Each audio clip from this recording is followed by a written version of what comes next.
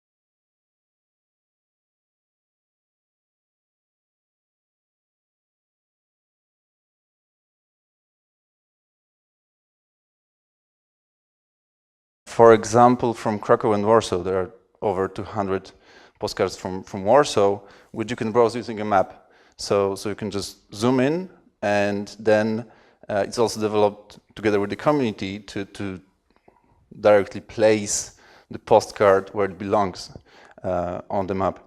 Digitization and the retrieval software was made by Arcanum. Arcanum financed also another very interesting platform called Mapire.eu. And this platform presents detailed and accurate countrywide mapping surveys. It's a cooperation of Austrian, Hungarian, and Croatian archives, and including old historical detailed maps. The most important maps are the military surveys from the Habsburg Empire from 18th and 19th century, which are pretty rare and unique and are a great source of knowledge for us today. And on the screenshot, you can see the fields of Mokotów from the first military survey of West Galicia from 1809-1804. And if you'll take a look on those fields of Mokotów, 200 years later, digital cultures conference will be held. But basically, there was nothing there. Latest huge project are very detailed cadastral maps of the Habsburg Empire. The system is free for public, but the download, however, is not. You need to subscribe and maybe contribute some money. Then going south to Israel, we got the Jewish Historical Press Project. It is a joint venture of the National Library and the Tel Aviv University. It started in 2005. The website hopes to make available online the majority of Jewish newspapers and journals published in the past, including extremely rare newspapers to which access has been previously impossible. Users can perform a full search of all the published text through all the years of publication. This is a very interesting concept, how to gather all the information. On the next slide, you will see the map.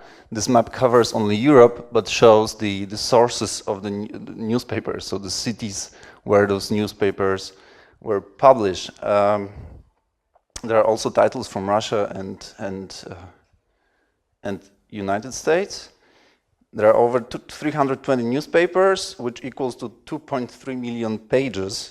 And the archive covers years from 1783 to 2014. Full optical character recognition was performed in 11 different languages, including Hebrew, Yiddish, Polish, German, Ladino, Hungarian, and Jewish Arabic. And Jewish Press was created in collaboration with institutions from abroad. So we get Harvard, we get Columbia, we get New York University, and all titles are available in free access. Talking about the cooperations, the Polish press digitization is possible thanks to Polish National Library and Harvard University. And currently, the fourth year of digitizing is coming to an end. Over 125 titles in Polish, Yiddish, Hebrew, and German are available right now, and we can see the finish, I think. This venture will continue until all of the Jewish press published in Poland will be available online for full search, text, and browsing. Now coming back to Warsaw and to the National Library, we got, of course, Polona, which is a long-term project of the National Library of Poland. It's the largest and most innovative digital library in Poland that currently serves various institutions in Poland, not only the National Library itself. And the total number of digital objects currently is 2.5 million. And it will be 3 million soon, because every day, on average, we have 2,000 objects, not 2,000 pages, it's 2,000 objects added. The first version was released in 2006. There was modernization in 2013 and 2017. Here you can see the homepage with editor's choice of the most interesting objects. There's also section My Polona available for registered users. And thanks to the mass digitization, all categories of resources are well represented.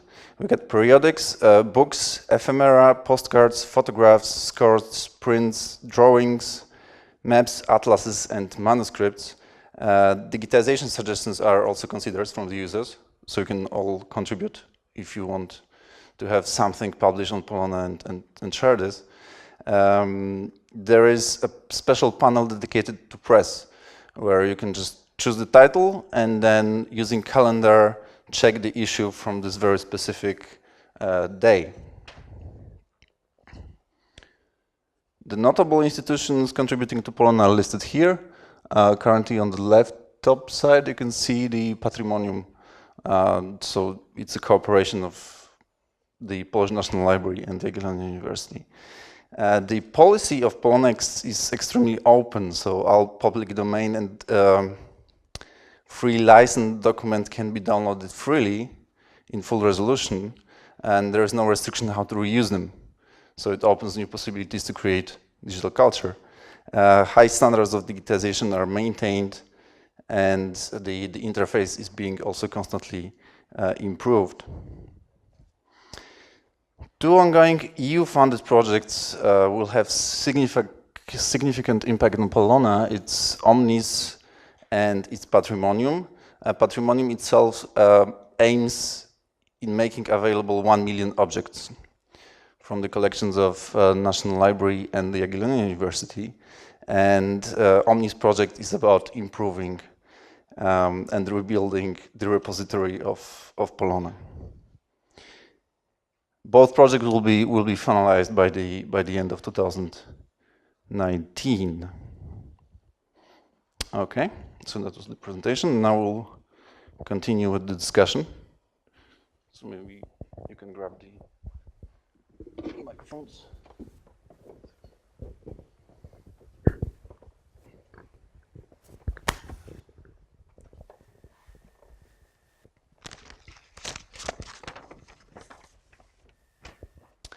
So my first question for you, since we saw what's right now going on in Estonia with those born digital files, that you are basically storing everything that's coming as a publication in Estonia, and on the other hand we get Jewish press, where you need to also find those titles based on the criteria of the authorship, right? So you're looking for the authors that were Jews all over the world.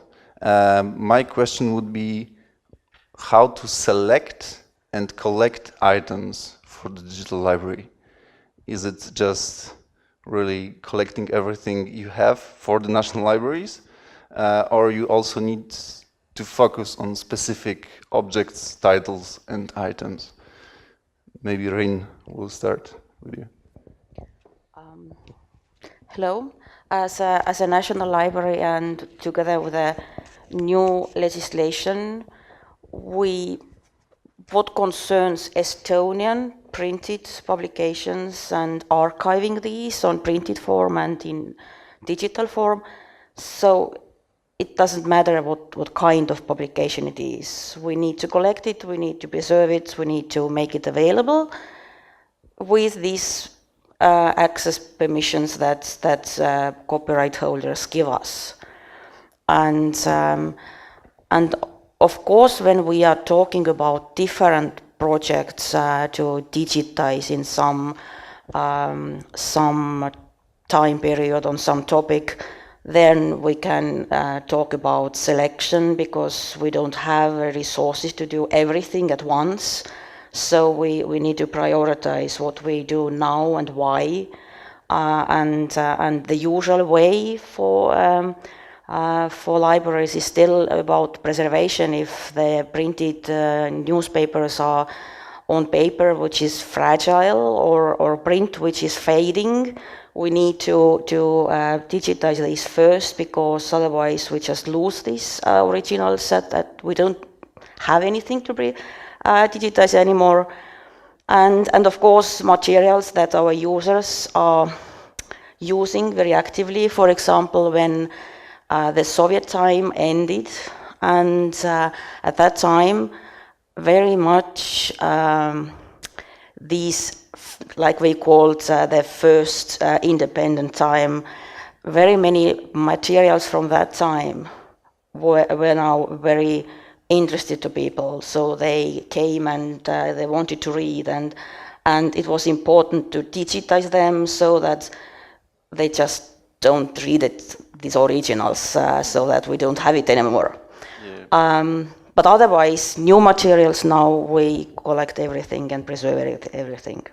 Okay, so for another national library, maybe just to have quick comparison, Patrimonium is about public domain, right? Yeah, so with our ongoing project, we are concentrating on the public domain materials. We want to make those things that can be made freely available as soon as possible.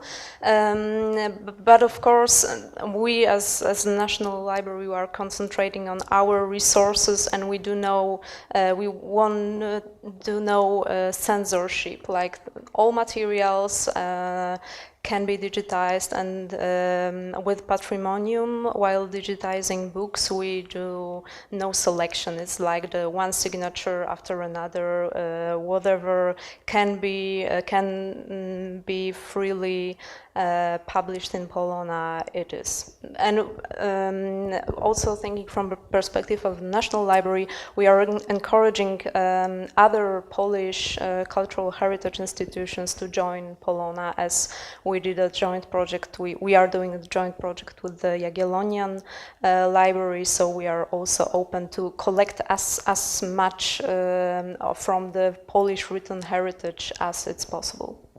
And Eyal, in terms of Jewish historical press, you're basically selecting items from the collections of the libraries that are abroad, right? So you're working with the National Library and they are digitizing newspapers for you. Do you also make a selection? Is there any kind of censorship maybe?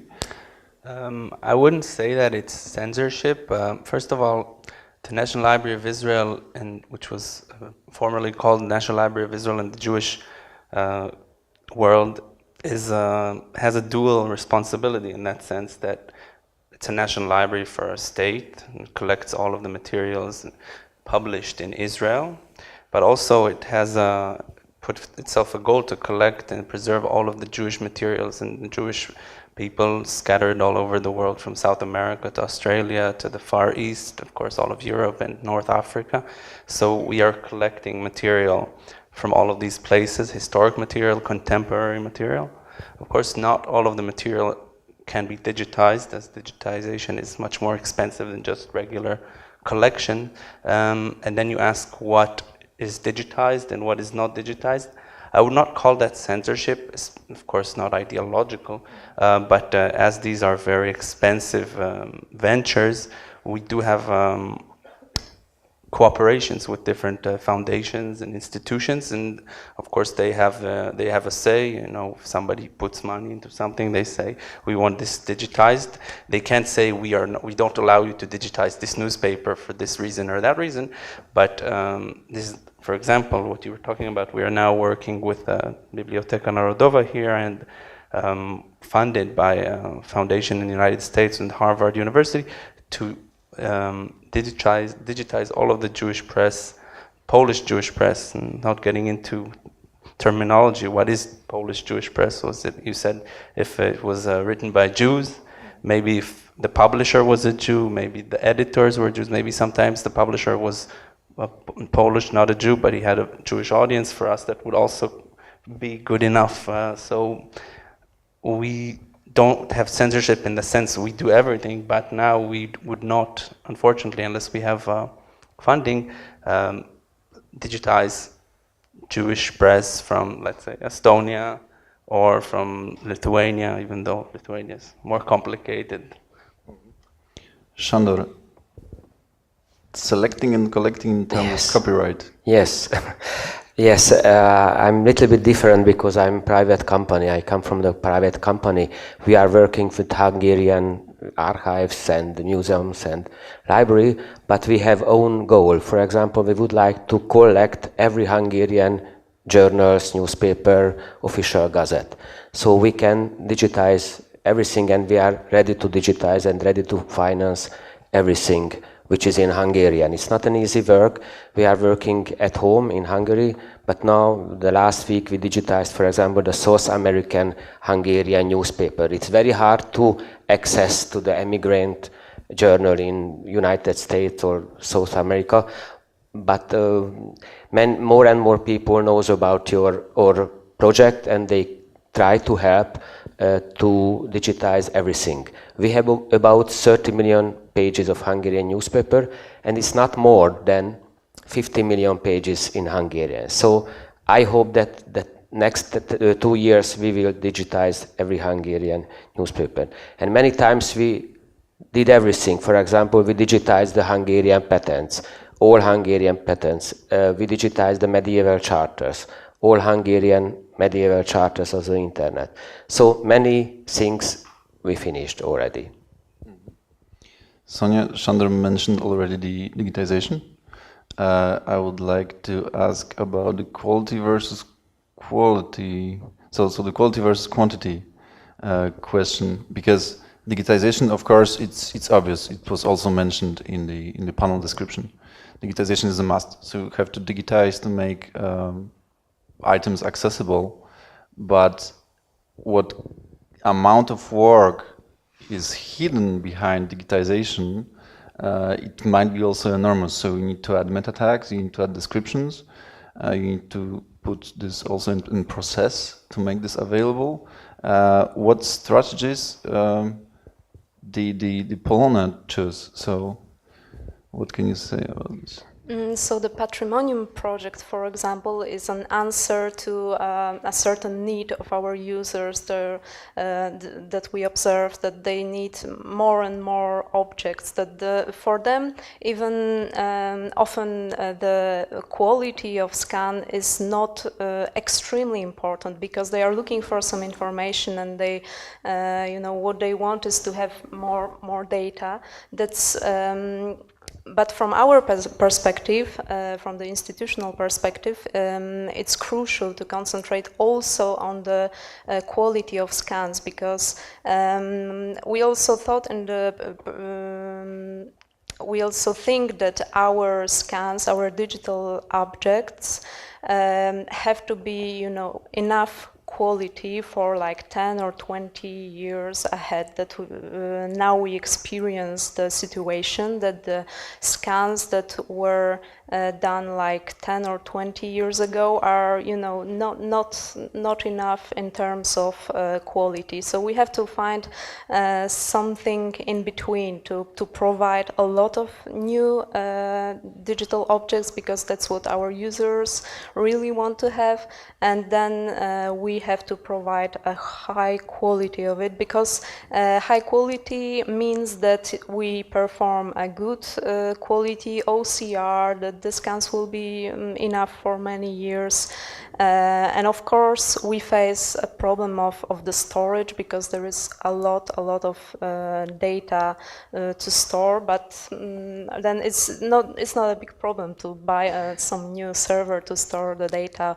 So in this mass digitization project we try to find a golden way to digitize a lot of objects, to provide almost the whole publication, production of Polish books and newspapers before the Second World War, and at the same time to serve it in a good way, in an acceptable from our perspective in terms of quality way.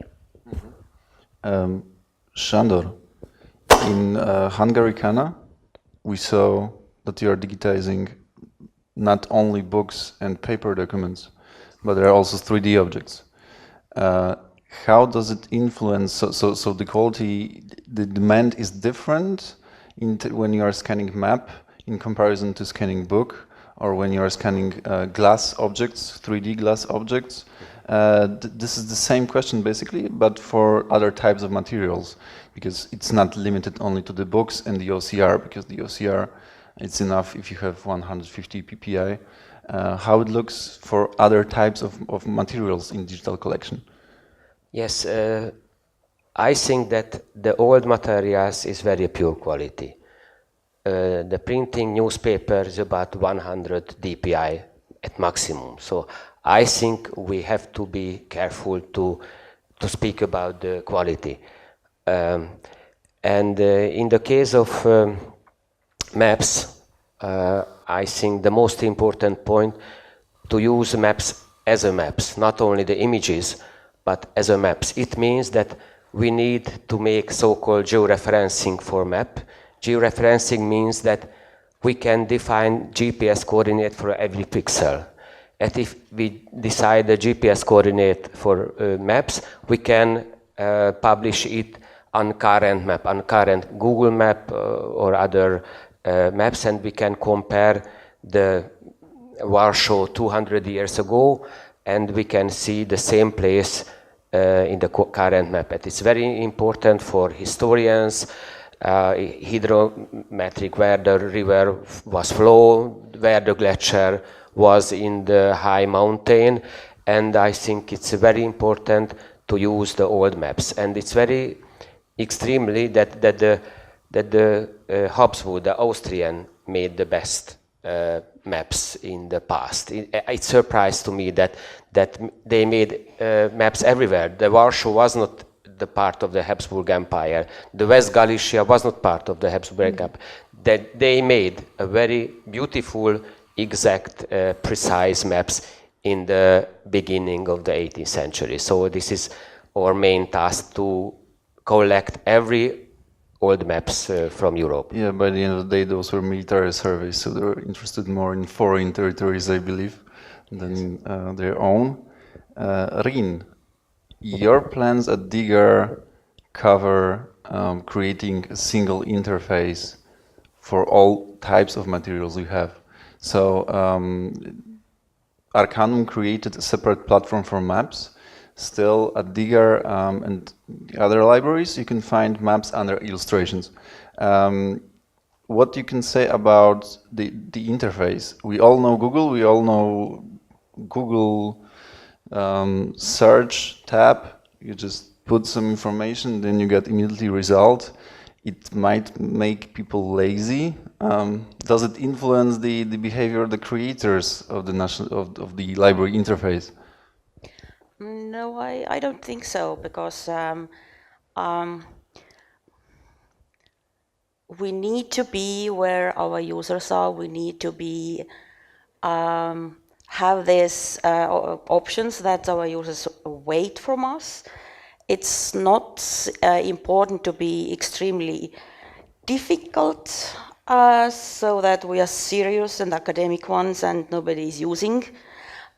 So for us, it's important that even if we have different kind of materials and we are digitizing them, and we need different viewers on different software to show them, for us it's important that it is searchable in one place, so that if I'm looking for an author, so I may also find that about this author somebody has written articles, or maybe I have printed music where the same author has written lyrics or something. So for us it's important that we can gain these extra bonus information that maybe I wasn't searching for, but I am able to find. And of course, to read a book or to see the video or to hear the music, you have to have different kind of viewers. And to see just a poster or postcard or see historical maps, there is also different kind of viewers and different kind of functions that you can use there, what we will need. But still, it's one search place and one place to start. That's what's important for us. And Digger is about National Library and about this material that libraries have, not just National Library. But as the discussions about mass digitization projects and so on, the framework that we are now having in Estonia up to 2022, there is not just libraries, there are archives, there are museums, there are who will digitizing printed publications, who will digitize music or films, or who will digitize 3D objects. So it's different kind of framework, and not all of these materials will end up in DIGAR, but still, and important for us is to have like a option to search all this information together, not just within DIGAR, but also within libraries, museums, and archives. Eyal, the question about the access is connected to the question of copyright. So if you're looking for newspapers in many different countries all over the world, there are probably some issues linked with this. Are you able to share with the public all digitized materials, or it's limited? I'm laughing because it's a big challenge for us as we do digitize and give access to material from many countries. So it's not that we have to specialize in the copyright of the State of Israel and then we would know all the tricks and little gray areas. We have to do it according to laws all over the world. Truth is that we do take some liberty in some cases, and we do try to, and I'm saying here things, are being recorded so I can stand behind it, that we try to stretch the gray area as far as possible, because for us, we do everything that we digitize, and I'm talking about newspapers and periodicals now, is put on the website and is free access all over the world.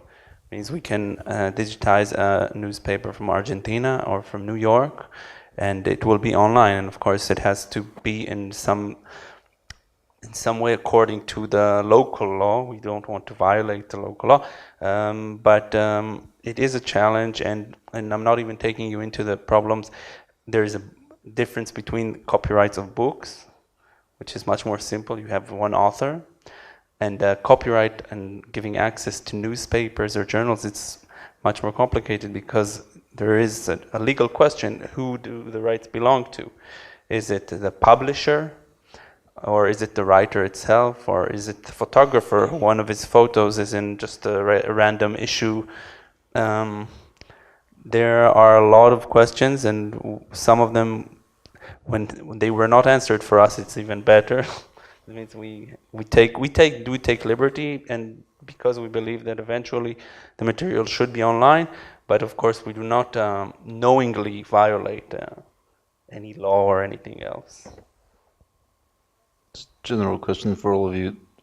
Do you encounter any problems that someone contacts you, for example, when you're digitizing newspapers, that they would like to remove any kind of information about themselves that were published by you, so they are not contacting publisher, they are contacting you?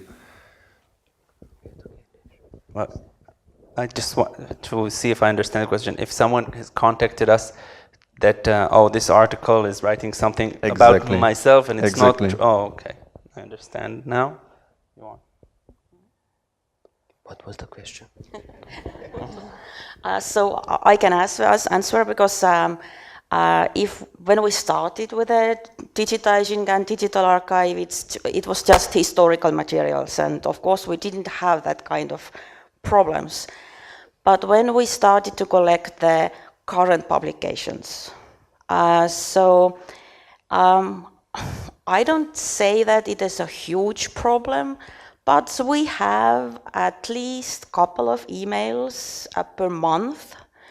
It means that, for example, if some article was printed in local newspaper, so it was printed on that day, and then this printed version is forgotten, and I don't remember in wood number or something was printed.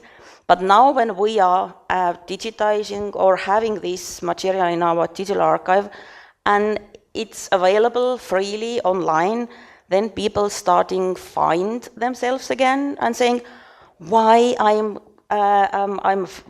people can find me in Google and related to this kind of events, I don't want it.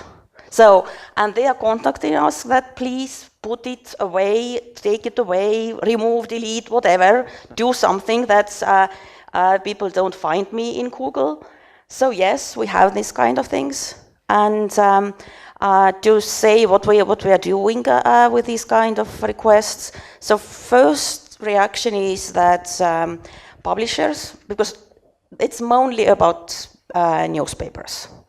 And about newspapers, the agreement with author, it's usually copyright holder is a publisher. And we are saying that we are just archiving their files, and please contact publishers and they will close the access, change the access rule and so on. But yes, we have quite not randomly, but still once, twice a month we have requests that please put.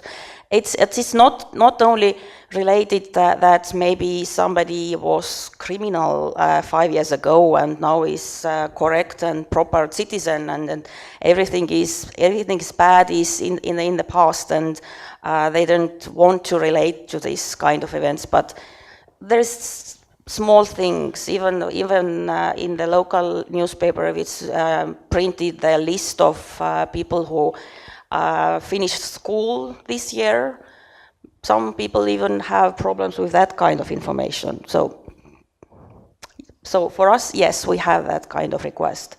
Delete information.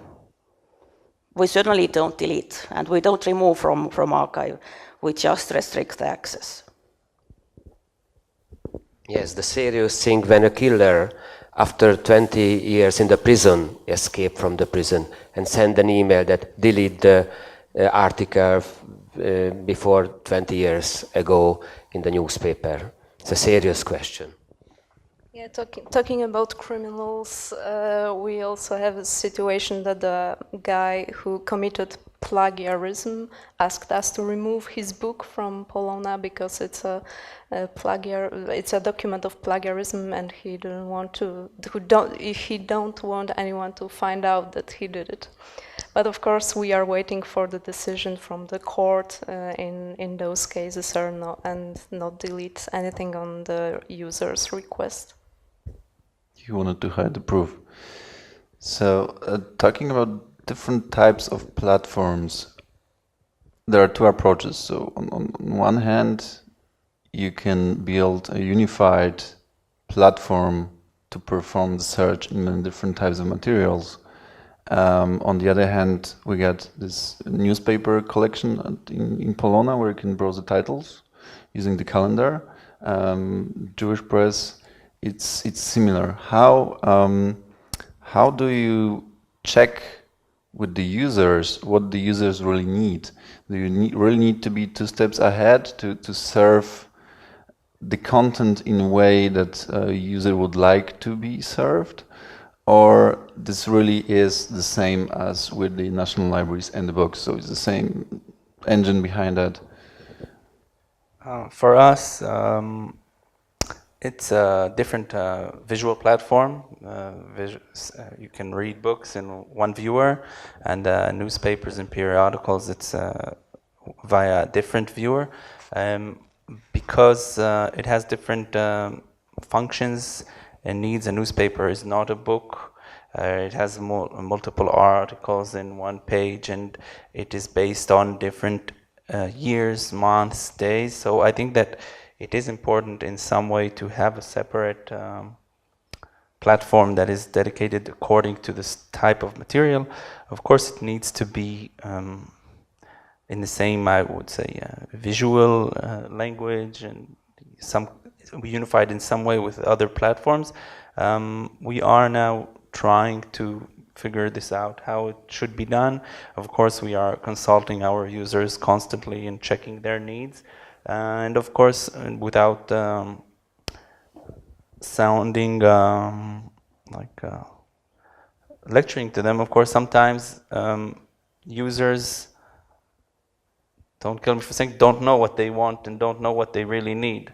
Google teaches us this all the time.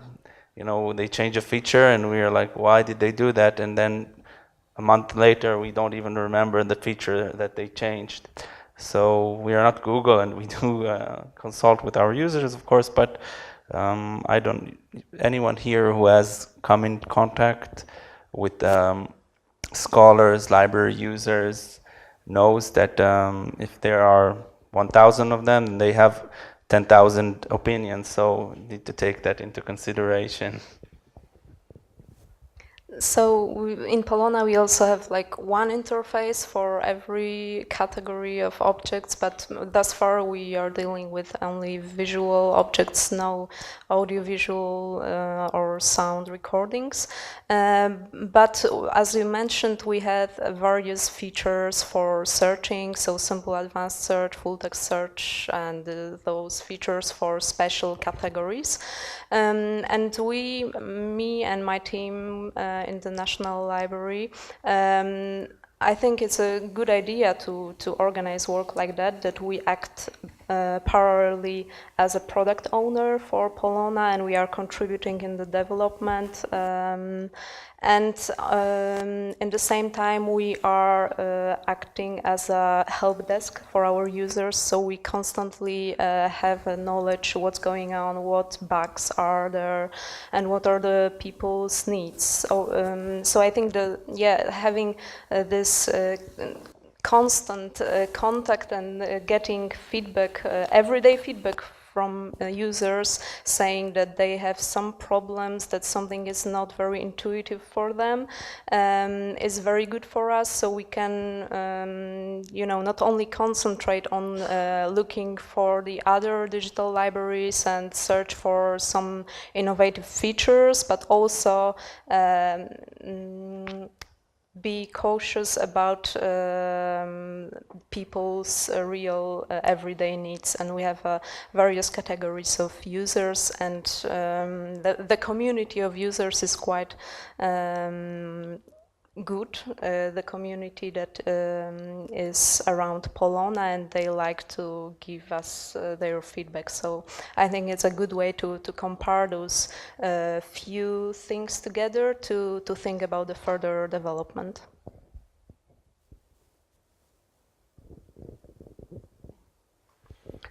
After 3 or 4 years published the Hungaricana and Arcanum Digiteka, it is surprise to us that about 95% of the searching according to name. So it's very surprise to me that the place name, the name of the people, so 95% of the searching goes for the name. So we would like to emphasize the name searching we try to use the Google algorithm to understand the question. So now we are working on the best result for names.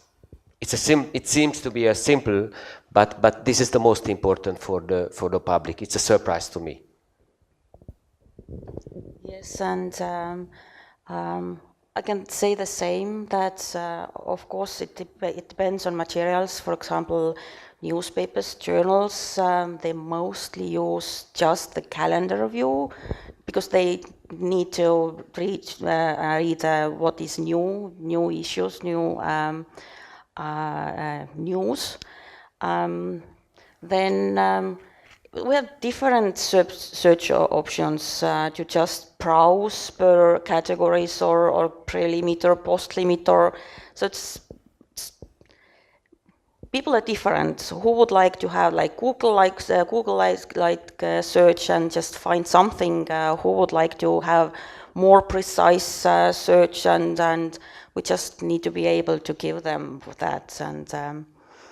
And what I also like about. We don't have it much yet, but we would like to have more ways how actually our users could participate in creating an archive, or to making it better, to give their own information there, to fix something that's wrong.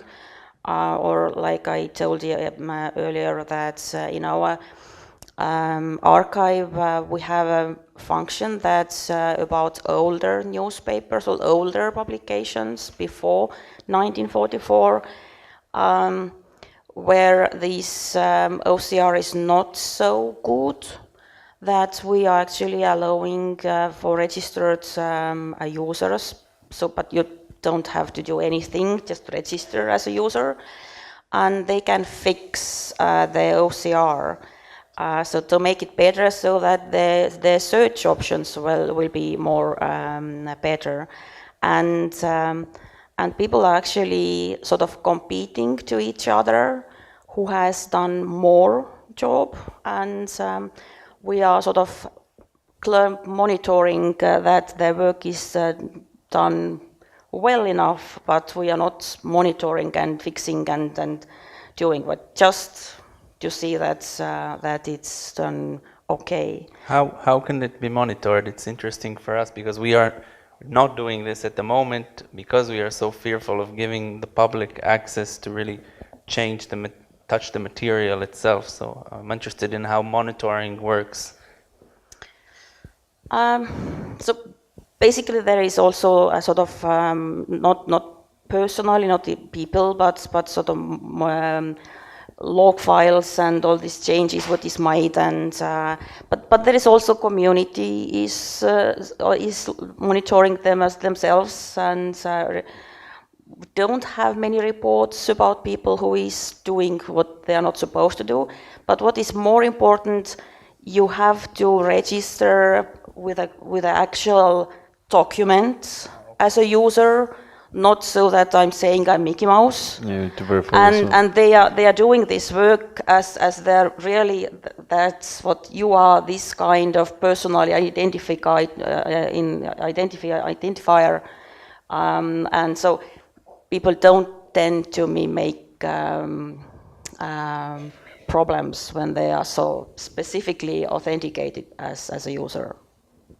Eyal, a short question about the promotion of digital libraries. Is it different from traditional brick and paper library? Are you aiming mainly at researchers or individuals in Israel, all over the world? Do you provide also maybe translations for the newspapers from Hebrew to Polish here in Poland? I will start from the second question. We do not provide translations at the moment, of course, because we do full text OCR. Anybody can take the text itself, copy paste it into either Google Translate, or if they have a different online dictionary that they want to use. We are thinking of implementing it in the new platform, but we have not done that. For your initial question, of course, it's a very different approach to what the library was in the past, but not only different, because everybody's talking about the fact that digital revolution makes the material accessible to more people, not just the small scholar researchers and scholarly community. And of course that is true, and we have a very big educational department that is spreading the materials and building programs for the school systems, middle school and elementary school, high schools. But I think that another element of the digital is that digital revolution, you call it whatever, has to do with the initial aims of the Library of Preservation. As Riin said, once we digitize a very delicate and falling apart newspaper from mid-19th century that is only available in one copy at the National Library of Israel, we are also preserving it, because most chances are that nobody will ever touch it unless they really need to see the paper copy, and 99.9% of the people do not need to see the paper copy. And it also connects to what Sonia said about the quality. If the quality is high enough, then nobody needs to see the paper copy. If the quality is mediocre, people will need sometimes to access the paper, so it sometimes is more, it gives you double benefit if you invest more money and time in digitizing high quality, and it also preserves it for better use. But definitely, for your question, the library today is very different. We are also now building a new library, not metaphoric. A new building is now being undertaken in Israel, and of course, it doesn't look like anything like the National Library that is standing today. I know how the plans are, and it should be very interesting. You can come visit us. They promise that by 2021 it will be open. The first initiatives, so the Polona Hungaricana, started in 2004, 2005, same as Digger. So we are still in early days. Do you think it is safe to say that digital collections are safer than physical ones, after also what we saw in national museums in Brazil not so long ago? Can we actually verify this already? The digital form, we have to do everything to save the printed form. Many times it's a problem to me that libraries give us the document, and they have one asking that not to give back to the library. I'm surprised that the paper documents has to be served, and I try to save the document itself. So it's a big problem that many times we couldn't save the documents. My estimation, about 30% of the printed Hungarian journals doesn't exist anymore. At least it's my opinion that 30% disappeared. So we have to save the printed document as we can, but we try to save the electronic form as we could, but no hope. How can we save the hard disk and the PDF file for the next 100 years? I'm afraid that we have to be happy to use the newspaper, to search it, and forget the future. I'm afraid. Well, the National Library kind of experienced similar catastrophe as the Brazil National Museum in 1944. So we lost like 100,000 of our manuscripts and early printed books. So almost the whole special collections department was burned down. And I think that's why the digitization in Poland is, is such an important topic. And I think that, yeah, we cannot predict all the catastrophes, but what can we do is to try to preserve our national heritage in as many ways as possible. So the paper copies, then the digital copies, then the digital copies in few places, like we have a backup in Warsaw, and then somewhere outside the Warsaw if anything happens in the center of the city. And also I think that in some case our open policy that we allow people to download everything, it's also a smart way to leave some more traces, like the National Museum in Brazil is asking people to send them the pictures they made in the museum. So I think that a lot of people around the world are having our JPEGs, PDFs on their computer. So let's leave as many traces, as many copies as possible, and that's maybe one of them will survive the catastrophe that will come. Yes, I agree. That's I can't say or tell is one or another safer, because they are problems that you have to deal with paper publications and digital files. They're just different problems, and of course we know from the history how printed materials on all these papers from different times, what conditions they need to be survived and so on. We don't know so much about files and different formats, and we don't know what will we have in 20 years or 50 years. Can we actually use these files anymore? But nobody knows, and we just have to live each day and to see what will come. And luckily, we are not the only ones in the world dealing with these questions. And there are a lot of archives and museums and libraries who needs to deal with these kind of questions. How to preserve this kind of material also. So let's hope for the best. Question about the future. What comes after digitization? Can we already say this? Is it machine learning? Is it improving the algorithms, making digital libraries more user-friendly, or maybe integrating them in networks like Europeana or similar? What do you think? There is a very optimistic vision in the Venice Time Machine. You can see on the internet the Venice Time Machine project. It's very new and very optimistic. They plan to be a European flagship for €1 billion the next 5 years.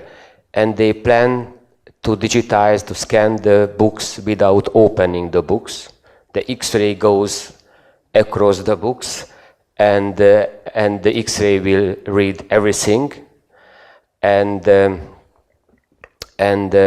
character recognition for handwritten text will work, and the artificial intelligence will recognize the names in the old documents, and the artificial intelligence will make a Facebook of the 15th century of Venice.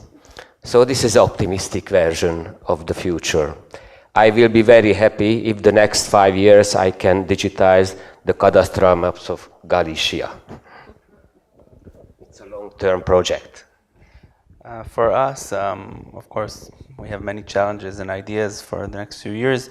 One that is very relevant is we want to create cooperations with the institutions in other countries, as we have material that is relevant to them. For example, of course, the Polish National Library, we are digitizing many newspapers in Polish, and the fact that you will be able to search them also to the Polish scholarly community and just Polish people. They don't need to go into our website because they will have the material that we already OCR'd and scanned. That's already in progress, but we have material French that can be relevant to the French National Library. So building these platforms that are relevant not just to our platform, but make it usable in other institutions, libraries as well. So as digital object comprises of metadata and image, I would say that first let's make our images interoperable. So we in Poland we are getting compatible with IIIF, so International Image Interoperability Framework. And when it comes to metadata, I think that we should try to retrieve more and more data to enable people to search for some details. And we can do it using traditional ways like librarians who are providing metadata, then some crowd sourcing projects to involve users to create metadata, and of course in the perspective also the machine learning that can retrieve some more metadata from the text, from image, etc. It's good to finish exactly like in Poland. We have the same kind of issues and hopes for the future. Perfect. Thank you. So right now we have a little bit of time for questions. Are there any questions about digital libraries? I didn't see. Okay, so I think we can finish. I would like to invite you all tomorrow for a speech delivered by the director of the National Library of Norway. This will be a very important part of our archive of digital cultures. And I would like to thank you all. Thank you to my guest and thank you to the auditorium. See you later here, maybe on the expert stand. Thank you.